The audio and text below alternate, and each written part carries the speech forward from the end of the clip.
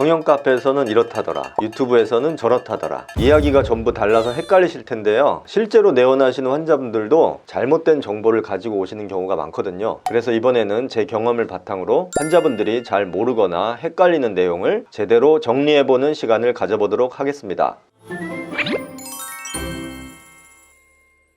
좀 원초적인 질문이긴 한데 얼굴의 지방을 어떻게 빼나요? 얼굴에 있는 지방을 빼려면은 관을 넣어서 지방을 빼야 됩니다. 그렇기 때문에 이제 관이 들어가는 구멍을 살짝 뚫어야 되는데 잘 안 보이는 부위, 귀 밑에 이런 데라든지 턱 밑에, 광대 부위 같은 경우는 이 구렛나루 뒤쪽 이런 데다가 절개를 내는데, 그 절개 크기가 그렇게 크지 않아서 봉합을 할 정도가 아니기 때문에 실밥을 풀으러 오지 않아도 될 정도의 사이즈로 이제 절개를 내서 그쪽으로 마취 용액을 넣습니다. 그래서 마취 용액을 넣은 후에 관을 집어넣어서 지방 흡입 방식으로, 저는 그런 식으로 지방 흡입을 하고 있습니다. 캐뉼라라는 관을 넣어서 흡입을 그렇죠. 한다고 하셨는데 네네네. 그럼 약간 흉터 옵션은 그렇게 크게 안 해도 괜찮겠네요? 그 캐뉼라라는 관도 굉장히 가늘기 때문에 절개 부위가 크지 않아서 흉이 크게 안 남죠. 그래서 흉이 나중에 거의 안 보이거나 뭐 크게 남으면 살짝 잡티 정도? 그런 식으로 보시면 되겠습니다. 혹시 그 지방 흡입을 받으시려고 휴가를 많이 잡고 그러시나요? 그렇죠. 휴가를 내신다는 분들이 많으세요. 일주일 휴가 내면 돼요? 막 이렇게 물어보시는 분들 많고, 그런데 저는 그거 하시려고 뭐 일주일씩이나 내실 필요 없다. 특히 이중턱이나 볼 같은 경우에는 흡입을 하면 여기가 조금 붓고 멍 살짝 들 수 있는데 마스크 끼면 거의 안 보여요. 마스크를 낄 수 있으면은 사실 뭐 뒷날 출근하셔도 무방합니다. 시술 전, 원래 하기 전 얼굴 상태로 돌아가는데 한 열흘에서 2주 정도 말씀드립니다. 그리고 멍 붓기가 빠지고 나면은 원래 얼굴로 되돌아갔다가 그 다음에 지방 뺀 부위가 점점 이제 딱딱해져요. 뭉침 현상이 생기는데, 그 이유는 겉에 피부가 있고 속에 근육층이 있고 요 사이가 이제 지방이거든요. 지방을 빼고 나면은 속이 상처가 아무는 과정이 생기고 콜라겐이 생성되고 그리고 피부가 이제 달라붙는 과정이 생기는데, 그게 이제 부드럽게 그런 일이 일어나는 게 아니고 속이 딱딱해집니다. 뭉침. 그래서 그런 과정이 점점 증가해서 한 3주나 4주 후에 뭉침이 가장 심해요. 그래서 만지면은 딱딱하고, 특히 이중턱 같은 경우는 여기 빼고 나면 여기가 딱딱하고 속에 뭐가 들어있는 것 같고 고개를 들면 뻣뻣하고 그런 식으로 뭉침이 생기는데, 효과는 빨리 나오시는 분들은 한 2주 정도부터 나오는데 보통 한 3, 4주 정도부터 효과를 느끼실 수 있고요. 그 효과가 점점 증가해서 보통 최대 효과는 반년 이후를 최대 효과로 봅니다. 그러면 그 뭉침이라는 게 부작용이 아니라 그냥 그 흡입이 되는 자연스러운 과정인 거네요. 그렇죠. 부작용이 아니고 뭉치고 딱딱해지는 과정을 통해서 이제 피부가 달라붙어요. 그래서 사람마다 콜라겐 생성 능력의 차이가 큽니다. 콜라겐 생성 능력이 되게 좋으신 분들은 많이 딱딱해져요. 근데 또 그런 분들은 또 잘 달라붙고, 연세가 좀 있으시거나 시술하기 전에 좀 피부 탄력이 많이 떨어지신 분들은 이제 콜라겐 생성 능력이 떨어져 있는데, 그런 분들은 흡입을 해도 별로 안 딱딱해지는 분도 있는데, 그러면은 오히려 그게 좋은 거 아니냐고 생각할 수도 있지만은 수축이 좀 덜 되는 느낌이 들 수도 있어요. 그래서 이제 딱딱한 게 부작용이 아니라는 거죠. 오히려 더 좋은 징조일 수도 있는 거네요. 그냥 중간 과정인 거죠. 그리고 너무 딱딱하고 너무 세게 뭉치면은 속에 흉살이 잡힐 수도 있고, 그러니까 이제 적당하게 뭉치는 게 좋죠. 근데 그 얼굴 지방 흡입한다 피부가 처질 수도 있다고 많이 네, 들었거든요. 그 부분에 대해서 굉장히 걱정을 많이 하세요. 흡입하고 나면은 지방을 뺐으니까 처지는 거 아니냐. 근데 사실 실질적으로 예를 들어 여기 이중턱에 있는 지방을 빼면은 남는 피부가 처진다기보다 아까 말씀드린 그 딱딱해지는 상처 치유 과정을 통해서 피부가 오그라붙습니다.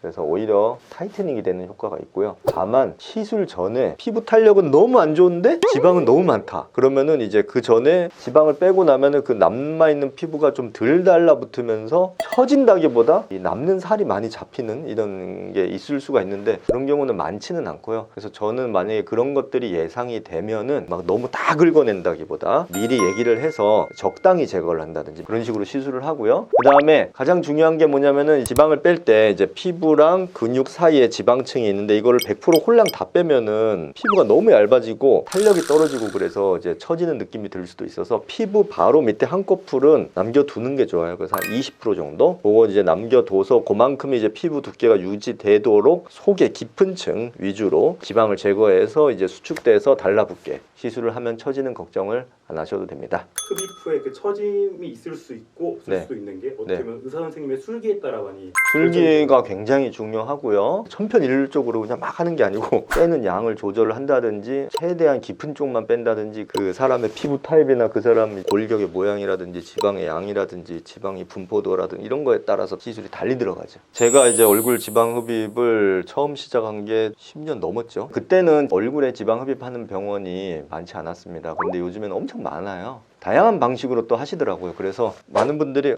딴 병원 상담을 갔는데 얼굴 지방 흡입하면은 처지니까 처지는 게 당연한 것처럼 얘기를 하면서 이렇게 얘기를 하시는 경우가 많더라고요. 근데 제 생각에는 지방 흡입을 할 때 실리프팅을 꼭 해야지 안 처지는 거는 아닙니다. 실리프팅을 하냐 마냐가 처짐을 결정하지는 않아요. 왜냐면 실리프팅은 어차피 한 반년 지나면 다 녹아서 사라지는 거고, 일시적으로 좀 더 달라붙게 해가지고 시술 효과를 좋아 보이게 할 수 있지만 최종 결과에는 큰 영향은 없는 거죠. 그러면 그 수술 이후에는 관리를 어떻게 하면 좋을까요? 환자분들께서 특별히 신경 쓰고 관리해야 될 거는 사실은 많지는 않으세요. 절개 부위 구멍에 이제 테이프를 붙여 놓는데 그거 다 아물 때까지 한 일주일 정도 거기에 더러운 물질이 들어가지 않게 이제 관리를 그 정도 하시면 되고요. 그 다음에 이제 점점 뭉쳐가기 때문에 자가 마사지, 너무 세게 뭉치는 거 방지 목적으로 지방 흡입한 부위에 하루에 한 2번, 3번 정도, 한 번에 한 30초 정도 뭐 이렇게 하고. 그 얼굴에 그 테이프 붙일 때 이물질 같은 게 들어가면 안 되니까 네. 샤워 같은 것도 조금 조심해야겠네요.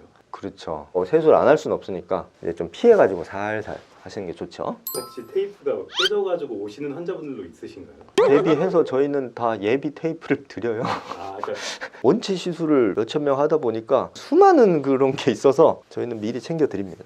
그러면 혹시 얼굴 지방 흡입을 하면 안 되는 케이스도 있나요? 안 되는 경우는 없지만, 첫째, 뺄 지방이 너무 없는 경우에는 굳이 할 필요가 없겠죠. 그리고 뺄 지방이 너무 없는데 억지로 빼면은 부작용 위험이 있겠죠. 두 번째는 이미 하신 분들, 딴 병원에서 이미 하신 경우에도 또 재수술은 가능은 한데 뺄 게 별로 없는 경우가 많고, 이미 수술을 했기 때문에 그 속에 이제 조직이 찔겨져서 추가 시술이 쉽지 않은 경우가 있어요. 그래서 재수술을 원하시는 경우에는 상담을 잘 해서 추가적으로 시술을 해서 득이 될 것 같으면 시술을 하지만은, 이게 그분이 생각하기에 덜 뺐다고 생각하지만 이미 지방은 다 없고 피부 때문에 그렇게 느끼는 거다 그러면 이제 다른 시술을 권유하거나 그렇게 되죠. 이번 시간에는 얼굴 지방 흡입 시술을 생각하실 때 많이 궁금해 하시는 부분 위주로 말씀을 드렸습니다. 많은 분들이 얼굴 지방 흡입이라고 하면은 굉장히 어렵고 무서운 시술이라 이렇게 생각을 하시는 경우가 많은데, 풍부한 경험을 가진 시술자가 시술하는 경우에는 안전하게 시술을 할 수 있다, 그런 점을 말씀드렸습니다. 지금까지 이승윤 원장이었습니다. 감사합니다.